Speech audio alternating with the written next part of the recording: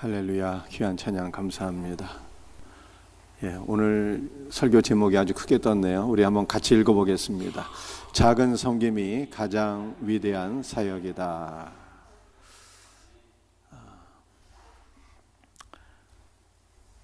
지난 월요일부터 목요일까지 대전 새로남 교회에서 4일 동안 우리 합동교단 총회가 진행되었습니다. 저는 작년에 이어 올해도 수원로의 총대로서 총회에 참석을 하게 되었습니다. 이번 총회에서 교단 신학부에 보고가 있었는데 우리가 알아야 될 아주 중요한 교리적인 내용이 있었습니다. 어떠한 내용인지 함께 살펴보기를 원합니다. 우리 교단 신학부는 그리스도의 능동적 순종을 부정하는 일부 신학자들의 가르침에 대해서 경고를 하게 되었습니다.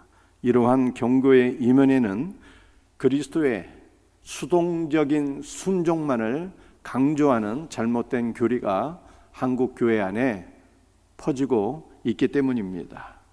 기독교 교리는 딱딱하지만 모르면 이단에 빠지게 됩니다. 기독교 교리는 우리의 믿음을 말씀의 반석 위에 든든히 세워주게 됩니다. 오늘 설교는 크게 두 가지인데 하나는 기독교의 교리에 관한 것과 또 한 가지는 우리의 삶에 관한 것입니다. 어떤 내용인지 경청하여 들을 수 있는 은혜가 있기를 주님의 이름으로 부탁드립니다. 여러분들, 그리스도의 수동적인 순종이라는 것이 무엇일까요? 그리스도의 수동적인 순종이 잘못되었다는 것이 아니라 그리스도의 수동적인 순종만을 강조하면 안 된다는 그런 뜻이에요. 그래서 일단은 그리스도의 수동적인 순종이 무엇인가를 이해할 필요가 있습니다. 예수 그리스도의 수동적인 순종은 그분의 십자가의 죽으심과 부활을 가리키는 것입니다. 예수 그리스도는 십자가의 고난의 잔이 자신에게서 지나가기를 원하셨어요. 그 이유는 예수님께서 십자가의 고난과 죽음을 두려워했기 때문이 아닙니다. 죄를 알지도 못하시는 예수님은 우리 모든 죄를 짊어지시고 우리 대신 죄가 되어서 십자가에서 죽으셨습니다. 때문에 공의로우신 하나님께서는 죄가 되신 예수 그리스도를 심판하실 수밖에 없었어요. 십자가에서 하나님의 심판을 받게 된 성자 예수 그리스도는 나의 하나님 어찌하여 나를 버리셨나이까 부르짖어 기도하셨습니다. 아버지와 아들은 영원 전부터 하나이었는데 십자가에서 하나 된 아버지와 아들의 관계가 깨어지게 되었습니다. 성자 예수님께 가장 큰 고통은 육신의 고통이 아니라 아버지와의 하나된 관계가 깨지는 영적인 고통이었습니다. 때문에 십자가를 앞두신 예수님은 이 잔이 내게서 지나가기를 원하옵나이다 기도하셨습니다. 그러나 아버지의 뜻대로 순종하기를 결단하시고 아버지여 내 뜻대로 마옵시고 아버지의 뜻대로 하옵소서 라고 기도하셨어요. 그러므로 예수님의 십자가의 죽음과 부활은 아버지의 뜻에 순종하신 수동적인 순종입니다. 예수님께서 아버지의 뜻대로 순종하심으로 우리에게 죄사함과 의로움과 영원한 생명이 오게 되었습니다. 여기까지 이해가 되시고 믿어지신다면 아멘 하시기 바랍니다. 그렇다면 그리스도의 능동적인 순종이란 무엇일까요? 예수 그리스도의 능동적인 순종은 성부 하나님과 육신의 부모에게 순종하신 모든 순종을 가리킵니다. 진실로 예수님은 공생애를 사시기 전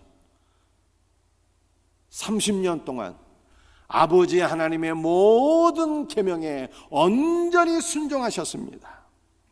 그리고 육신의 부모인 요셉과 마리에게도 순종의 삶을 사셨어요. 요셉의 직업은 목수입니다. 기독교 전승에 의하면 요셉은 일찍 죽었기 때문에 청년 예수께서 가족의 생계를 책임지셨습니다. 우리 예수님 힘들고 고된 목수 일을 하시면서도 불만은 일절 없으셨고 부모님께 오로지 순종의 삶을 사셨어요.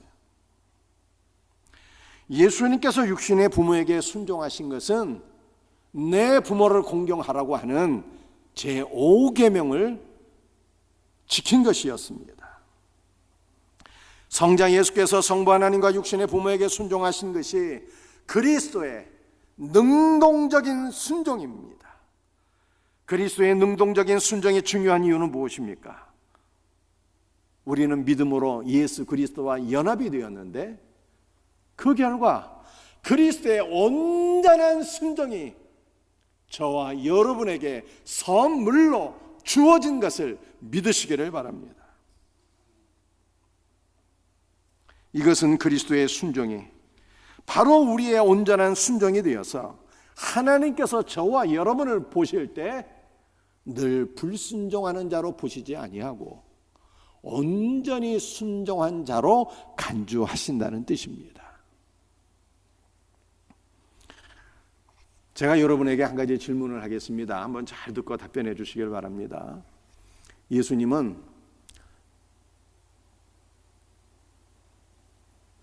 30년간의 삶을 사신 이후에 공생애를 사셨고 그리고 십자가에서 피 흘려 돌아가시고 부활하심으로써 우리의 구원을 이루셨어요. 그런데 만약에 예수님께서 베들레헴에 탄생하신 직후에 아기 예수로서 헤롯 왕에 의해서 죽임을 당했다면 저와 여러분의 구원은 어떻게 되는 것입니까? 그래도 저와 여러분의 구원은 유효한 것입니까? 아니면 우리의 구원은 불가능한 것입니까? 아기 예수님의 피도 순결하신 하나님의 보혈이에요. 그러므로 아기 예수께서 베들레헴에서 탄생하신 직후에 헤롯에 의해서 죽임을 당했어도 그의 거룩한 보혈의 공로로 말미암아 저와 여러분은 구원을 받는 것입니다. 그러나 구속은 달라요. 구속은 여러분들 구원과 구속이 어떻게 다릅니까? 제가 제재반에서 이러한 설명을 드렸어요. 구원은 건져서 옮겨놓는 거예요. 지옥에서 건져서 천국으로 옮겨놓고 사망에서 건져서 생명 안으로 옮겨주시는 것이 바로 구원입니다. 그러나 구속은 구원과는 다른데 갚아주신다는 뜻이에요. 한번 따라해 봅시다. 구속은 갚아주시는 것이다. 한 마을에 아름다운 처녀가 있었는데 옆집 총각이 짝사랑했어요. 그래서 늘 사랑하는 그 처녀를 관심을 갖고 주시하고 있었습니다. 그런데 속으로 짝사랑하고 있는 그 처녀가 어느 날 강물에 가서 몸을 던졌어요. 청년이 깜짝 놀라서 앞뒤 가리지 않고 강물에 뛰어들어서 사랑하는 처녀를 건져냈습니다. 건져내는 것이 구원이에요. 그런데 사랑하는 처녀와 얘기를 해보니까 이 처녀가 왜 강물에 빠졌는지 이유를 알게 되었어요. 빚쟁이들의 빚 독촉이 너무 심한 거예요. 그래서 스트레스를 견디다 못해 강물에 몸을 던지게 되었습니다. 이 빚 문제가 해결이 안 되면 사랑하는 처녀가 다시 강물에 빠질 것 같아. 그래서 이 총각이 처녀의 모든 빚을 다 갚아주었어요. 갚아주는 것이 구속이에요. 구원은 건져내는 거, 구속은 갚아주는 거예요. 하나님께서 하나님의 형상대로 아담과 하와를 창조하셨습니다. 그래서 하나님께서는 아담과 하와에게 온전한 순종을 기대하셨어요. 그러나 아담과 하와는 뱀의 유혹을 받아서 순종하지 못하고 선악과를 따먹고 불순종하고 타락하게 되었습니다. 아담과 하와가 타락하게 될 때 그의 모든 후손들도 함께 타락해서 하나님 앞에 불순종하는 존재가 되었습니다. 그런데 우리 구주 예수 그리스도께서 우리를 대표하시고 우리를 대신해서 우리가 하나님께 드려야 될 온전한 순종을 드리게 되었어요.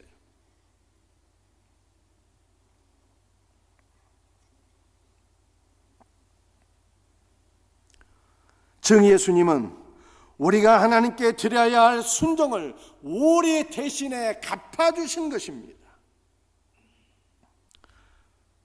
그러므로 그리스도의 온전한 순종으로 인해서 우리의 구속이 이루어진 거예요. 그런데 일부 학자들은 그리스도의 능동적인 순종은 그리스도의 수동적인 순종, 즉 십자가의 죽으심과 부활을 약화시키는 것이기 때문에 이것은 한국교회 안에서 가르쳐지면 안 된다고 금지하고 있어요. 그런데 이러한 가르침이 잘못되었다는 뜻이에요. 그래서 우리 본교단은 신학부에서 결정하기를 그리스도의 능동적인 순종은 그리스도의 수동적인 순종만큼 중요한 것이다. 왜냐하면 그리스도의 능동적인 순종을 통해서 우리의 구속이 이루어졌기 때문이다 라고 결론을 맺게 된 것입니다. 사랑하는 성도들이여, 그리스도의 수동적인 순종, 십자가의 죽으심과 부활과 그분의 능동적인 순종이 우리의 구원만이 아니라 우리의 구속을 이루셨어요. 그분의 능동적인 순종이 바로 우리의 순종이 된 것을 믿으시길 바랍니다. 이 놀라운 은혜를 늘 묵상하시고 감사하며 기뻐하는 우리 복된 성도들이 되시기를 주님의 이름으로 축복합니다. 오늘 두 번째 살펴볼 내용은 알곡이 되려면 우리에게 필요한 것이 무엇이겠는가라고 하는 것입니다. 누가복음 3장 16절 말씀 함께 같이 읽도록 하겠습니다. 요한이 이르되 나는 물론 너희에게 세례를 베풀거니와 나보다 능력이 많으신 이가 오시나니 나는 그의 신발끈을 풀기도 감당하지 못하겠노라. 그는 성령과 불로 너희에게 세례를 베푸실 것이요. 세례 요한은 물로 세례를 베풀었습니다. 반면에 예수님은 성령과 불로 세례를 베푸시는 분이에요. 그리스도께서 성령과 불로 세례를 베푸신다는 것이 무슨 뜻입니까? 성령님은 제3위의 하나님입니다. 우리는 삼위 하나님을 믿습니다. 그런데 삼위일체 하나님은 믿지 않는 것 같아요. 사실 우리가 삼위 하나님을 믿는다는 것은 잘 들어보세요. 비성경적인 것이에요. 무슨 뜻일까요? 삼위 하나님을 믿는다. 성부와 성자와 성령 하나님을 믿는다는 것은요, 삼신론을 믿는다는 뜻이에요. 삼신론이 무엇입니까? 삼신론은 하나님이 세 분이라는 뜻이에요. 삼신론을 주장하고 삼신론을 믿는 것은요, 이단입니다. 때문에 기독교 신앙은 삼위 하나님을 믿는 것이 아니라 삼위일체 하나님을 믿는 거예요. 여러분들 삼위일체 하나님을 믿는다는 것이 무엇일까요? 하나님께서 삼위를 이루신다는 것은, 하나님께서 삼위일체라고 하는 것은 삼위 하나님께서 상호 내주하신다는 뜻이에요. 아버지는 아들 안에 계시고 아들은 아버지 안에 계시기 때문에 아버지와 아들은 하나이며, 아버지와 아들은 성령 안에 내주하시고 성령은 아버지와 아들 안에 내주하신다는 것이 바로 삼위일체인 것입니다. 따라서 기독교의 신앙은 삼위일체 하나님을 믿는 것입니다. 그리스도께서 성령으로 세례를 베푸신다는 것은 어떤 의식으로서의 세례를 의미하는 것이 아닙니다. 그리스도께서 성령을 베푸신다는 것이 현재 진행형인데, 이것은 그리스도께서 우리를 날마다 지속적으로 성령 안에 빠지게 하시고 그리스도께서 우리를 성령 안에 잠기게 하신다는 뜻입니다. 우리는 삼위일체 하나님을 믿기 때문에 그리스도께서 성령 안으로 우리를 빠지게 하신다는 것은 그리스도 예수 안으로 우리를 들어가게 하신다는 뜻이요, 그리스도께서 우리를 삼위일체 하나님과의 연합 안으로 인도하신다는 뜻입니다. 이것이 바로 그리스도께서 성령으로 세례를 베푸신다는 뜻이에요. 오늘 이 시간 우리 주 예수께서 저와 여러분을 성령 안으로 더욱더 잠기게 하시고 삼일체 하나님과의 온전한 연합으로 이끌어 주시기를 예수 그리스도의 이름으로 축복합니다. 이것이 그리스도께서 성령으로 세례를 베푸신다는 뜻이에요. 그런데 예수님은 성령으로 세례를 베푸실 뿐만 아니라 성령과 불로 세례를 베푸시는 분이에요. 불은 하나님을 나타내는 상징입니다. 아브라함은 하나님께서 타는 횃불의 모양으로 쪼개진 재물 사이로 지나가는 것을 보게 되었습니다. 모세는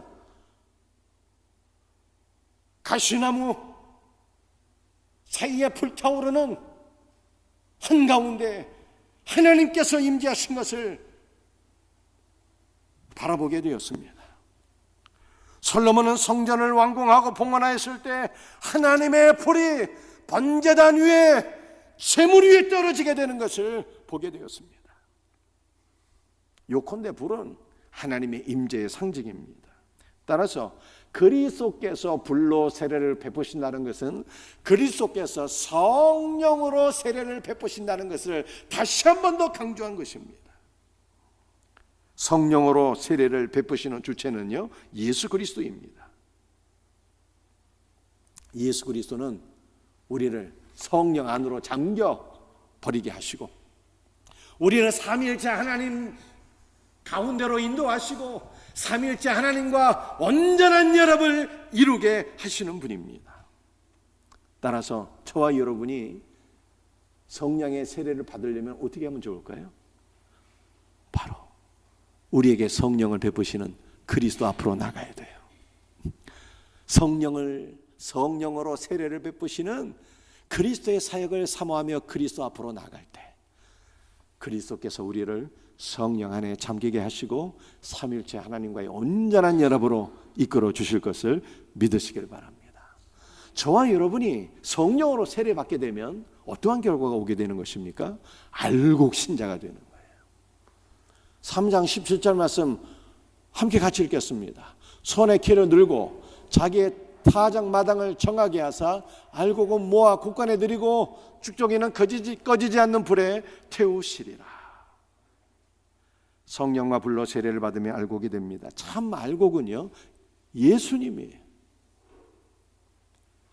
초실절의 첫 열매는 부활하신 예수 그리스도를 가리킵니다. 하늘의 밀알이 땅에 떨어져 썩으면 많은 열매를 맺으리라 주께서 말씀하셨는데 그 하늘의 밀알이 바로 예수님이에요. 그래서 예수님께서 십자가에 죽으심으로 많은 열매를 맺게 되었는데 그 열매가 바로 저와 여러분이 아니겠습니까? 알곡이신 예수 그리스도와 연합된 자는요, 알곡 신자가 됩니다. 쭉정이는 어떤 사람일까요? 알곡이신 예수 그리스도가 없는 자가 바로 쭉정이에요. 그렇다면 여러분은 알곡입니까? 쭉정입니까? 알곡이시래. 할렐루야. 우리 장승훈 성도님이 알곡이시자. 얼마나 감사한 믿음의 고백입니까? 왜 알곡입니까? 우리 안에 예수님이 계시면 우리 모두는 알곡 신자예요. 그래서 예수님께서 재림하실 때 알곡은 다 모아서 천국 곳간에 모아 놓으시고 쭉정이 예수 그리스도가 없는 자들은 다 쭉정이에요. 이 쭉정이는 다 모아서 지옥 불에 태워버리시겠다라고 하신 말씀이 누가복음 3장 17절 말씀이에요.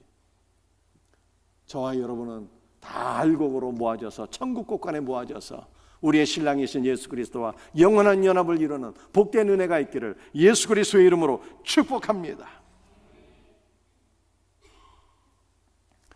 그렇다면 우리는 어떻게 알곡 신자가 될 수 있는지를 다시 한 번 더 기억할 필요성이 있어요.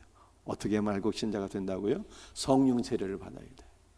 어떤 의식으로서의 세례가 아니라 성령께서 우리를 성령 안으로 푹 잠기게 하실 때 우리는 알곡 신자가 되는 거예요.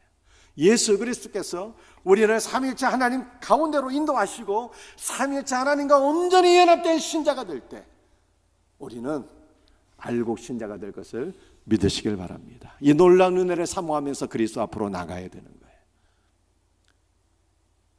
한 가지 덧붙여 더 말씀을 드린다면, 여러분들이 신앙의 성장을 위해서 영적인 대부흥을 사모하신다면 말씀을 붙잡고 기도하는 신자가 되어야 합니다.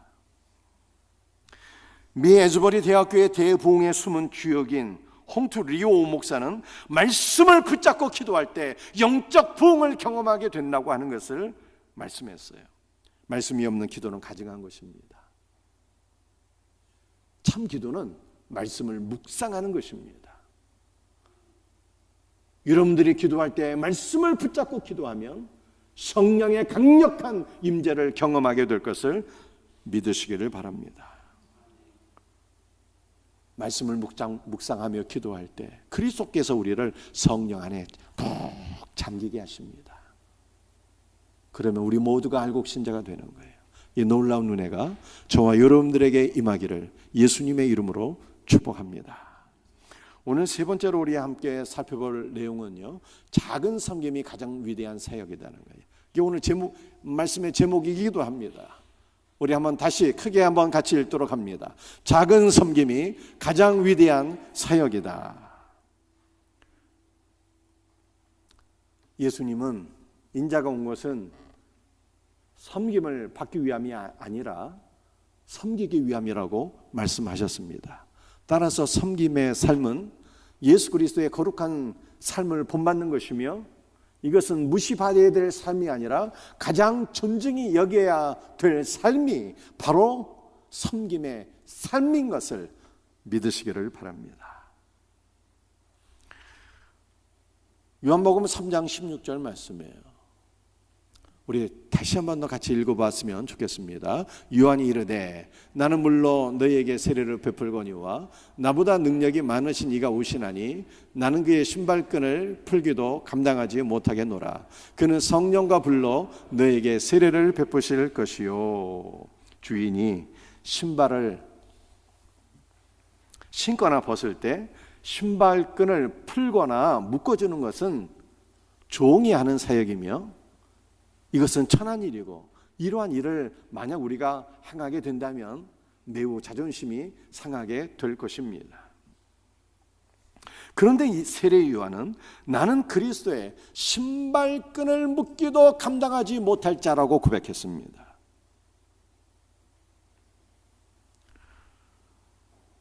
세례 요한의 아버지 사가랴는 종이 아니라 존귀한 제사장이었습니다. 따라서 세례 요한 역시 종이 아닙니다.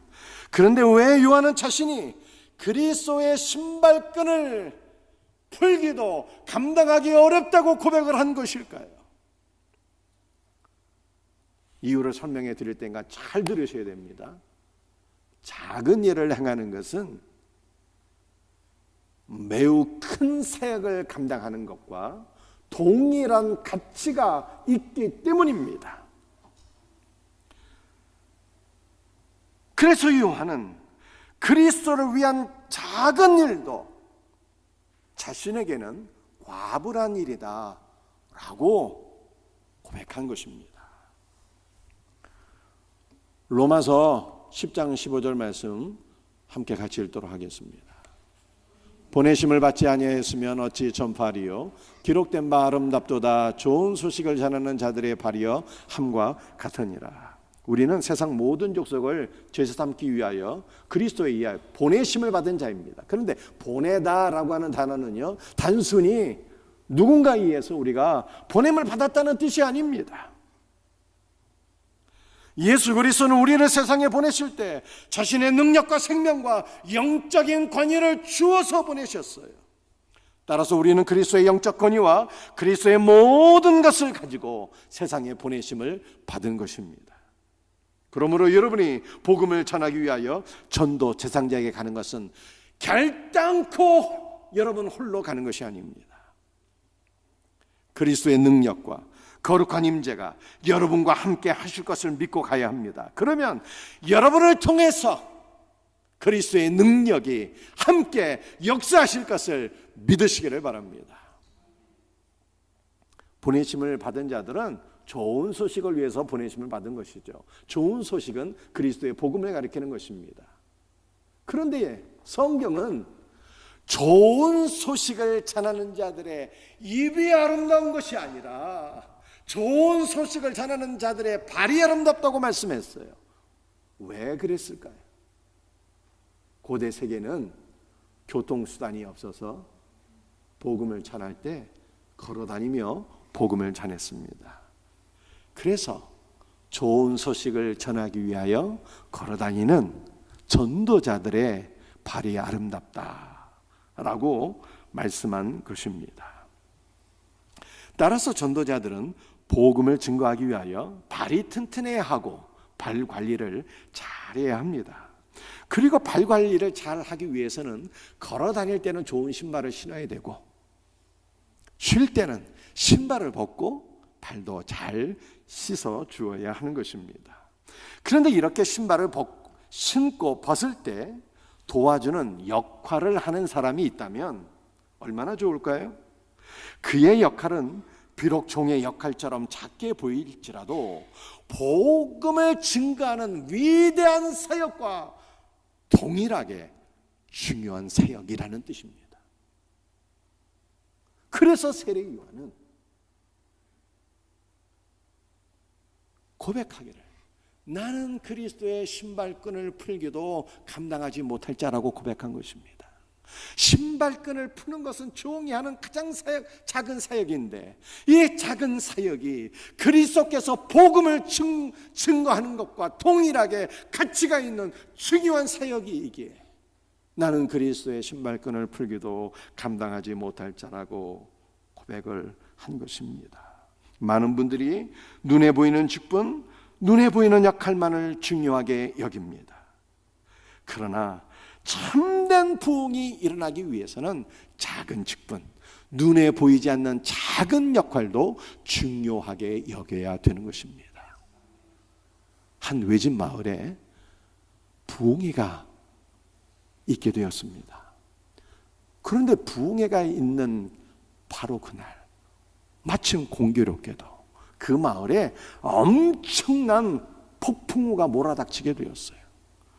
그래서 사전에 많은 사람들이 오기로 약속이 되어 있었지만 폭풍우 때문에 단 한 사람만 오게 되었습니다.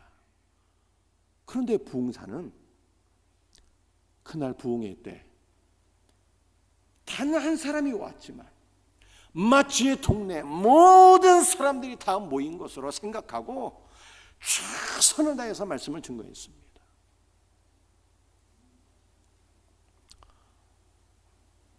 그런데 몇 년의 시간이 흘러서 부흥사가 그 마을에 다시 방문하게 되었는데 막 깜짝 놀라게 되었어요.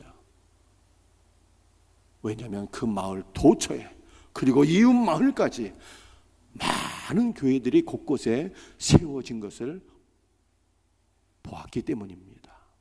어떻게 이 놀라운 부흥의 역사가 일어나게 되었을까요? 부흥사가 최선을 다해서 말씀을 전한 그날 단 한 사람이 그 말씀을 듣게 되었는데 그 말씀을 통해서 예수를 믿고 구원받아 생명의 복음을 이 사람이 동네 모든 사람들에게 증거함으로 말미암아 동네 곳곳에 교회가 세워지게 된 것입니다.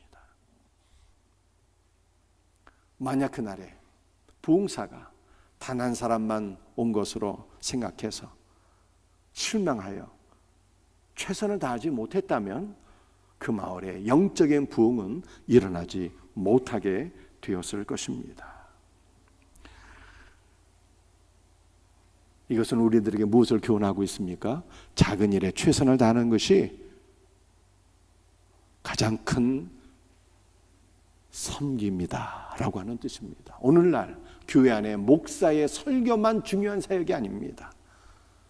교회에서 우리 성도들이 맡고 있는 모든 사역들, 주일학교에서 봉사하고 성가대, 찬양단, 방송실, 또 우리 셀 사역들 안내하시고 차량 운행하는 또 재정으로 섬기는 우리 모든 성도들의 사역이 목회자가 말씀을 증거하는 것만큼 중요한 사역인 것입니다. 우리 모든 성도들이 작은 직분을 큰 직분으로 여기고 작은 섬김을 가장 중요한 사역으로 여겨서 최선을 다하게 될 때 교회 안에 영적인 부흥이 일어나게 될 것을 믿으시기를 바랍니다.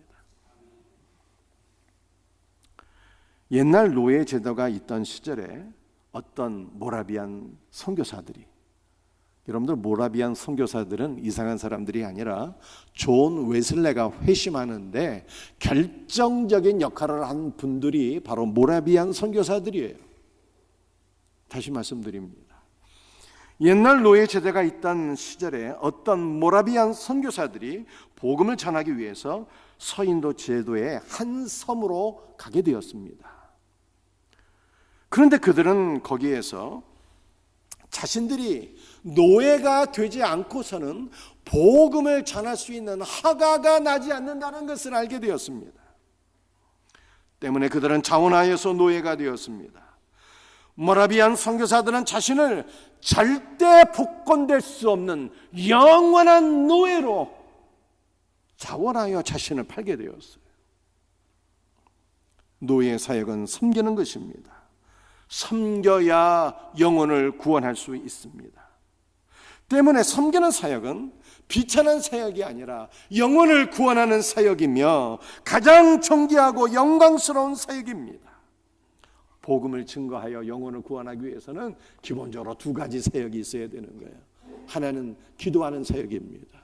기도할 때 성령께서 역사하셔서 복음을 받는 사람들의 마음의 문이 열리게 되는 것입니다.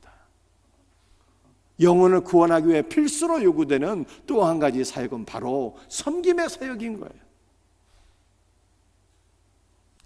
사랑으로 섬길 때 마음의 문이 활짝 열려서 예수 그리스도를 영접하게 되는 것입니다. 그런데 마음의 문이 활짝 열리기 위해서는요, 뭐가 먼저 열려야 됩니까? 입이 먼저 열려야 된다는 얘기가 있잖아요. 그래서 사랑의 마음으로 김치 한 조각이라도 섬김의 마음으로 베풀게 될 때 한 영혼이 마음의 문이 열려서 그리스도를 영접하고 구원받게 될 것을 믿으시기를 바랍니다.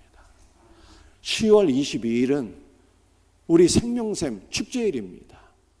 한 영혼을 그리스도 앞으로 인도하기 위하여 작은 섬김이 먼저 있어야 되는 것입니다. 소자 한 명을 위하여 냉수 한 그릇이라도 대접하는 자는 천국에서 상급이 결단코 목회자의 상급보다 작지 않을 것을 믿으시길 바랍니다. 그러므로 우리 성도들은 한 영혼을 구원하기 위하여 작은 섬김이 가장 큰 사역인 것으로 알아서 늘 섬김의 삶으로 많은 영혼들을 그리스도 앞으로 인도하는 우리 복된 은혜가 저와 여러분들에게 있기를 주님의 이름으로 축복합니다. 오늘 세 가지 제가 말씀을 드렸어요. 첫 번째는 우리 교단의 신학적인 결정이기 때문에 우리 성도들이 반드시 알아야 될 내용인 것이죠. 예수 그리스도의 수동적인 순종, 십자가의 죽음과 부활만 중요한 것이 아니라 예수께서 일평생에 걸쳐서 모든 계명에 순종하신 능동적인 순종이 아울러 중요하다. 왜냐하면 우리는 예수 그리스도와 믿음으로 연합되었는데 믿음으로 연합된 결과 그리스도의 모든 순종이 바로 우리의 순종이 되었고 그리스도의 순종은 우리의 구속을 이루게 되었기 때문이다 라고 하는 것을 제가 설명드렸습니다. 알곡 신자가 되려면 어떻게 되어야 한다고요? 성령으로 세례를 받아야 되는 거예요. 성령 안으로 푹 잠기게 될 때, 삼위일체 하나님과 온전한 연합을 이루게 될 때 우리는 알곡 신자가 되는 것입니다. 그리고 작은 섬김이 가장 위대한 사역이다. 할렐루야. 이번 한 주간도 늘 기도하며 작은 섬김의 삶을 실천할 수 있는 우리 복된 성도들이 되시기를 주님의 이름으로 축복합니다.